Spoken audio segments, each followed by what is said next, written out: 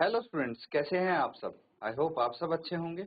ICT virtual classroom में आप सबका स्वागत है। मैं विकास। बच्चों, क्लास 10th का मैथ्स हम कर रहे हैं और चैप्टर आपका रियल नंबर्स चल रहा था। रियल नंबर्स, ठीक है, इसको कंटिन्यू करना है हमें। रियल नंबर्स यानी वास्तविक संख्याएं।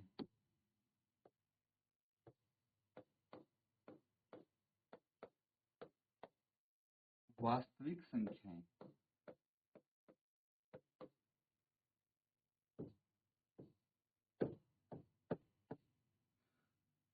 तो इस चैप्टर को आप पढ़ रहे हैं।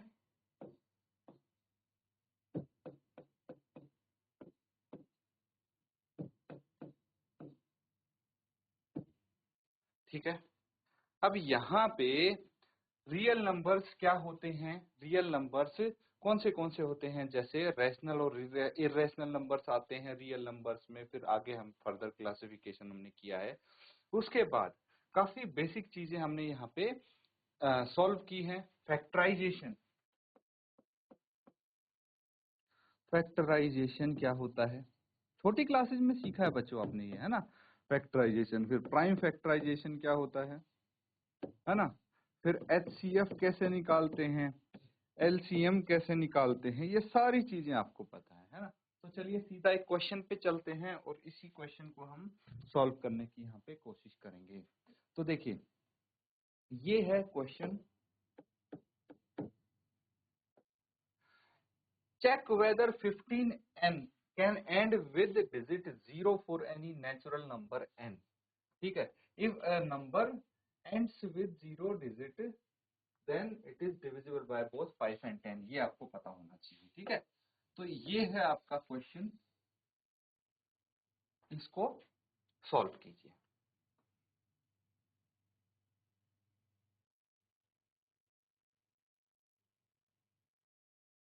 ठीक है बच्चों, अब चीजें आप समझ रहे हैं तो वन बाय वन इनको सॉल्व करने की कोशिश करते हैं। देखिए, हमें ये पता है कि भाई 15n है। ठीक है, 15n है कोई भी हमारा नंबर। अब ये एक कंपोजिट नंबर है। ठीक है, 15n, n का मतलब क्या है कि n कोई भी नेचुरल नंबर है। नेचुरल नंबर है, समझने की कोशिश करना इसको थोड़ा ध्यान से। 15n है, n कुछ भी हो सकता है, 1 भी हो सकता है, 2 भी, 3 भी, 4 भी, कुछ भी, anything, it can be anything. n कुछ भी हो सकता है। तो ये भाई अगर इसको देखें कि n की वैल्यू अगर 1 हुई तो ये 15 होता, n की वैल्यू 2 होती तो ये 30 होता, n की वैल्यू 3 होती तो ये 45 होता, एंड सो ऑन। समझ में आ रहा है।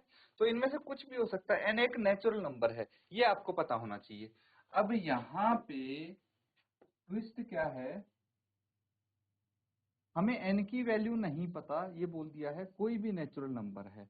लेकिन बस आपसे एक छोटा सा सवाल ये पूछ लिया कि क्या check whether 15n can end with digit 0 for any natural number n। तो कोई भी नेचुरल नंबर आप अप्लाई करके देख लो, क्या ये कभी 0 आएगा। मतलब n की वैल्यू 1 रखेंगे तो 15 है, n की वैल्यू 2 रखेंगे तो कितना आएगी, 30 आएगा, इस तरह से। तो आपको ये बताना है कि check whether this can end with digit 0 for any natural number n। तो ये आपको चेक करके बताना है। चलिए इसको सॉल्व कीजिए।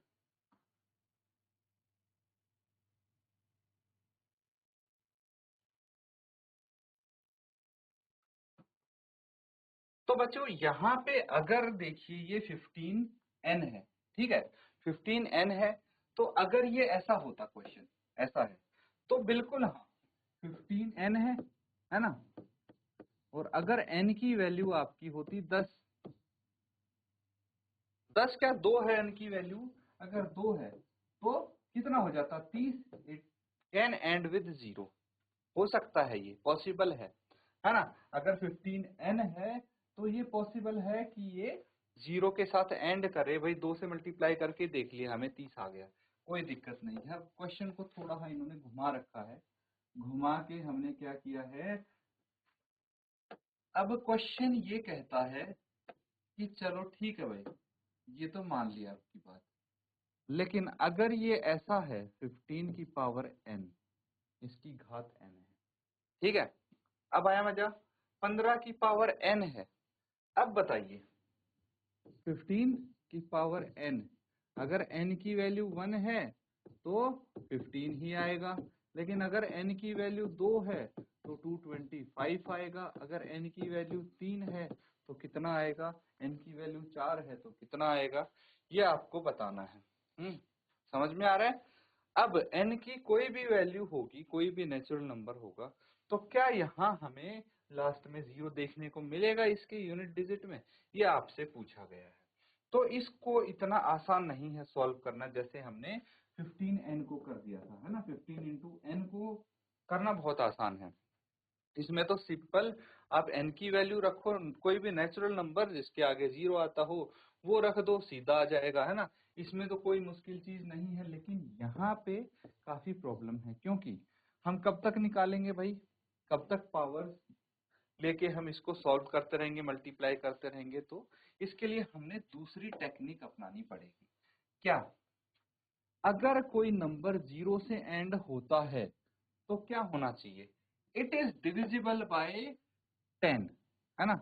ये 10 से तो जरूर भाग होगा, होगा कि नहीं होगा। कोई भी बड़े से बड़ा नंबर ले लीजिए आप, अगर उसकी यूनिट प्लेस 0 है, सीखा है ना डिविजिबिलिटी टेस्ट आपने किया होगा छोटी क्लास में, क्लास 6-7 में आपने ये चीज जरूर सीखी होगी, डिविजिबिलिटी टेस्ट बाय 10, कि अगर किसी भी संख्या के यूनिट प्लेस पे 0 आता है तो वो संख्या 10 से डिविजिबल जरूर होगी, है ना, जरूर होगी। इसीलिए अगर किसी भी संख्या के लास्ट में 0 आता है ना, एंड होती है वो 0 से, तो वो 10 से डिविजिबल जरूर होगी।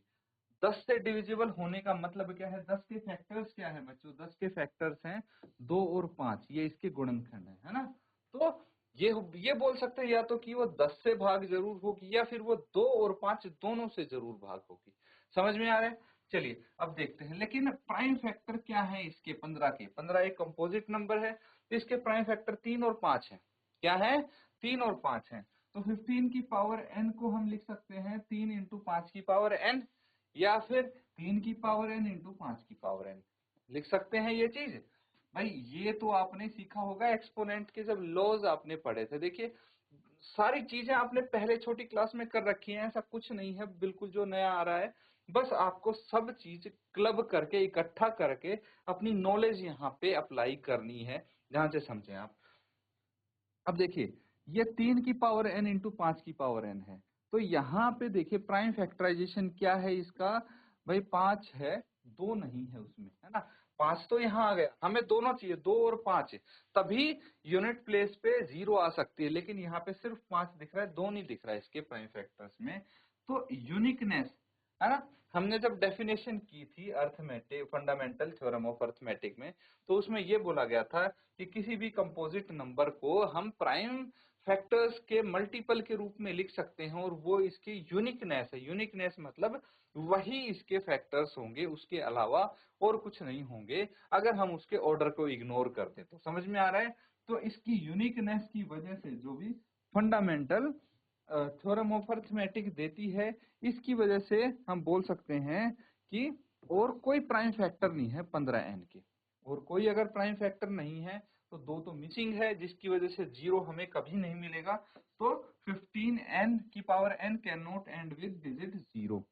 समझ में आ रहा है। आपकी एक्सरसाइज में भी एक ऐसा क्वेश्चन है बच्चों जो इससे मिलता जुलता है ना, 6 की पावर n ऐसा कुछ दे रखा है वहां पे, हम करेंगे उस क्वेश्चन को सॉल्व, तो आप समझ पाएंगे। अगर ये क्वेश्चन आप कुछ ने समझ लिया है तो वो इजीली कर पाएंगे सॉल्व, ठीक है। अब देखिए इस टाइप का भी एक क्वेश्चन आपको मिलेगा आपकी नोटबुक में। क्या बोला गया है, explain why 7 into 6 into 5 into 4 into 3 into 2 into 1 plus 5 and 3 into 5 into 13 into 46 plus 23 is a composite number। बहुत ही इंटरेस्टिंग क्वेश्चन है। तो ये मुझे बताइए कंपोजिट नंबर क्यों है। कंपोजिट नंबर की डेफिनेशन पता है आपको। कंपोजिट नंबर की डेफिनेशन ये है बच्चों कि कोई भी नंबर कंपोजिट नंबर तब होता है जब उसके 2 से अधिक फैक्टर हो, है ना। तो मान लीजिए जैसे 15 है, है ना। 15 एक कंपोजिट नंबर है, क्यों? क्योंकि ये होता है इसके कौन से फैक्टर्स हैं, 1 है और 3 है और 5 है और 15 है, ये सब इसके फैक्टर्स हैं। तो 2 से ज्यादा फैक्टर हो गए, ये कंपोजिट नंबर हो गए। तो हमें ये बताना है कि ये कंपोजिट नंबर क्यों है, क्योंकि इसके 2 से ज्यादा फैक्टर होने चाहिए। अब ये आपको चेक करना है कि 2 से ज्यादा फैक्टर कैसे है। समझ में आ रहा है किस डायरेक्शन में जा रहे हैं हम? चलिए नोट डाउन करके सॉल्व करेंगे इसको।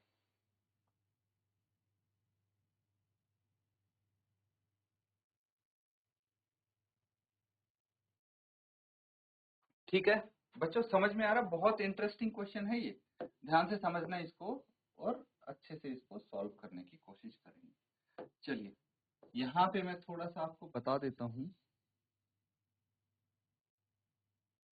कैसे इसको हम अप्रोच कर सकते हैं।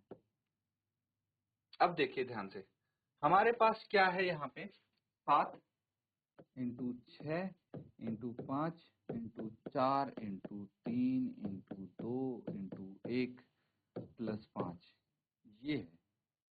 ठीक है, अब हमें क्या चाहिए, हमें एक ऐसा नंबर चाहिए जो हमारे पास क्या है, जो कंपोजिट है। तो इसके फैक्टर्स होने चाहिए, है ना। अगर हम ये शो कर दें कि 2 से अधिक फैक्टर हैं, भाई ये इसको अगर पूरा हम मल्टीप्लाई कर लेंगे, उसमें 5 जोड़ देंगे, जो नंबर आएगा वो नंबर और एक तो ऑलरेडी फैक्टर है, उन दोनों के अलावा कोई एक फैक्टर और अगर हम ढूंढ के ला दें तो हमारा काम बन सकता है ना। तो जैसे यहाँ पे 5 ये रहा, 5 ये रहा, इसको कॉमन लेके देखते हैं क्या आ जाएगा। 7 into 6 into 4 into 3 into 2 into 1 plus 1 ही हो गया। अब आगे इसको करते हैं, 5 तो ये एज इट इज रह गया, इसको मल्टीप्लाई करके देख लीजिए, है ना। तो कितना आ जाएगा, ये आ जाएगा, इनको आप मल्टीप्लाई कीजिए, 7 इंटू 6 42 है, 4 इंटू 3 4 12, 12 इंटू 2 24, है ना, इंटू 1 करेंगे तो 1 ही रह जाएगा, इसमें 1 ऐड करना है बस हमें। चलिए यहाँ पे देखते हैं अब क्या आ जाएगा, ये 5 एज इट इज है और इनको 42 को 24 से मल्टीप्लाई करेंगे, कितना आ जाएगा, 24 इंटू 2 24 दूनी 48, 48 आ गया, 4 हासिल।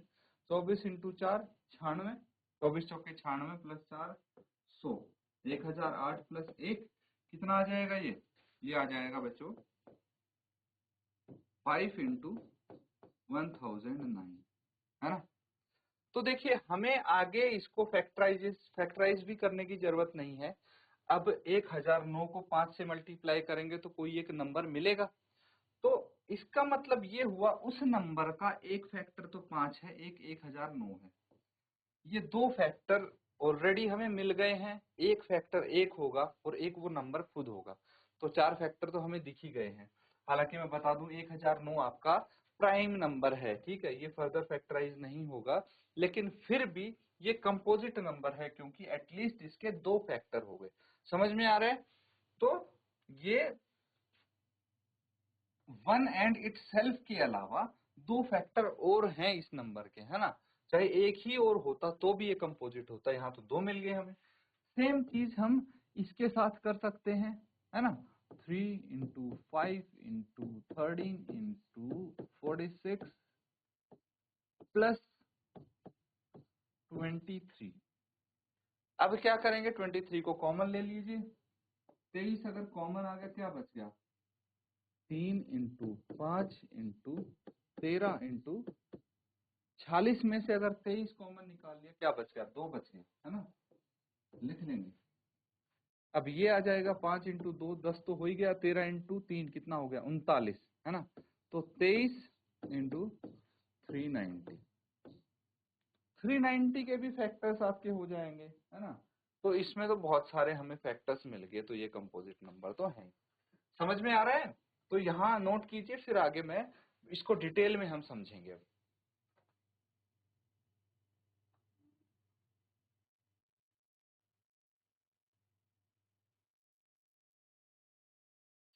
तो ठीक है, यहां तक नोट कर लिया ना सबने। अब देखिए सॉल्व किया गया है इसको। कंपोजिट नंबर पता है क्या होते हैं, है ना, बात दोबारा बताने की जरूरत नहीं है। वो नंबर जो एक और खुद से भाग होते हो, खुद के अलावा भी और किसी से भाग होते हो, एटलीस्ट किसी एक नंबर से। अब इसमें देखिए, इस केस में हमारे पास क्या है, पूरे को इन्होंने क्या कर दिया है, इनको सबको मल्टीप्लाई कर दिया है, और ये आ गया 5045, और 5045 के बाद इसने फैक्टर कर दिए इसके, है ना। दिख रहा है सीधा सीधा, यूनिट डिजिट पे 5 है तो इसको 5 से डिवाइड कर सकते हैं। 5 इंटू 1009 आ गया। तो एक तो 5045 हो गया इसका फैक्टर, एक हो गया 1, फिर 5 और 1009 भी हो गए। तो यहाँ पे देखेंगे कि इसके 5 और 1009 भी फैक्टर्स हैं, इसीलिए ये कंपोजिट नंबर हो गया। सेम इसके साथ किया इन्होंने, बस हमारा तरीका थोड़ा अलग था। मैंने इसलिए वो तरीका बताया ताकि आपको बहुत ज्यादा कैलकुलेशन ना करनी पड़े, है ना, इसीलिए ये भी ठीक है। अब यहाँ पे हमने क्या किया है, इसको अगेन फैक्टराइज कर दिया, और देखिए इतने सारे फैक्टर्स और आ गए, इसलिए ये कंपोजिट नंबर है। 2 से तो अधिक फैक्टर हमें मिल रहे हैं सबके, तो ये आप बोल सकते हैं एक कंपोजिट नंबर है। ठीक है, प्रॉपर तरीका है, नोट डाउन कर लें।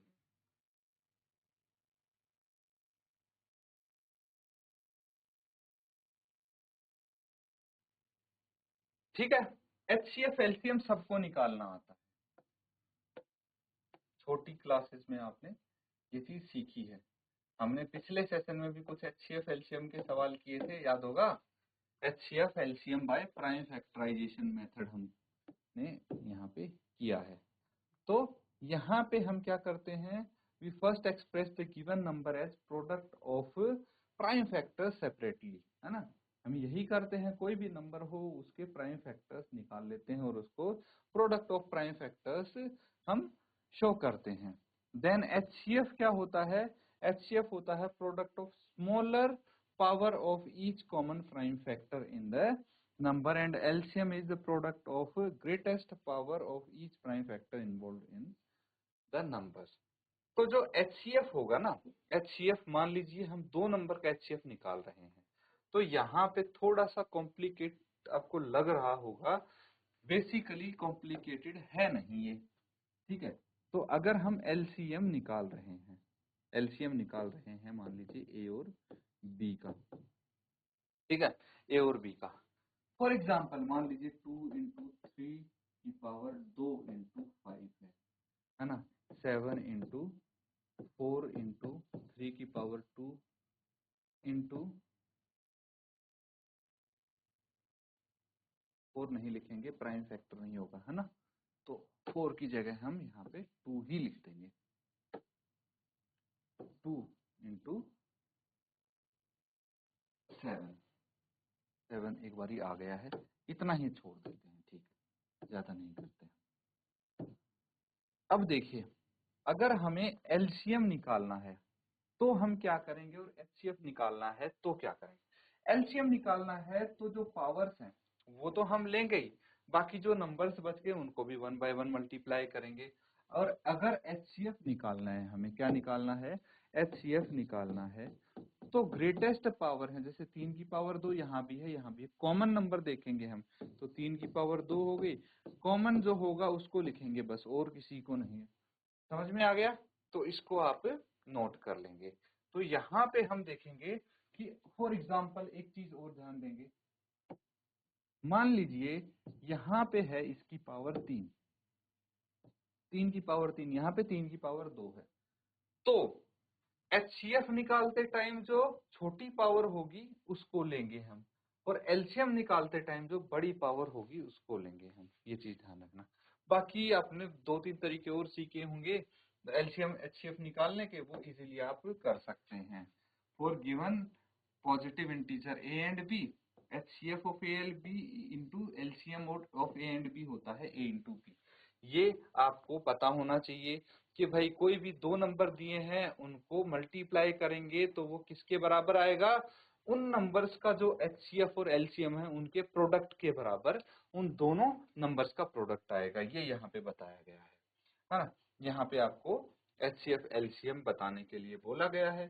ठीक है, इस क्वेश्चन को नोट कर लीजिए, ये वाला जो क्वेश्चन है, और इसको सॉल्व कर सकते हैं। ठीक है, तो सॉल्व करके बताइए इसका एलसीएम और एचसीएफ क्या आएगा 120 और 144 का।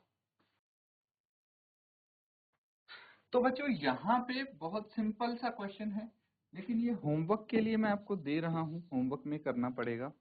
एलसीएम और एचसीएफ इसका निकालना है। सबसे पहले 120 को as a product of prime factors लिख देंगे, 144 को as a product of prime factors लिख देंगे। अब इसमें देखिए, जो अगर एचसीएफ निकालना है तो लोवेस्ट पावर देखेंगे, जो कॉमन है प्राइम फैक्टर्स उनके, जैसे यहाँ पे 2 की पावर 3, यहाँ पे 2 की पावर 4, तो 2 की पावर 3 लेंगे, यहाँ पे 3 और यहाँ पे 3 की पावर 2, तो 3 लेंगे, तो 2 की पावर 3 इंटू 3 ये एचसीएफ हो गया। इस तरह से निकालेंगे, समझ में आ रहा है? तो इसको होमवर्क में आप करके लाएंगे बच्चों। तो आज का सेशन हम यहीं पे खत्म करेंगे। Thank you and have a nice day.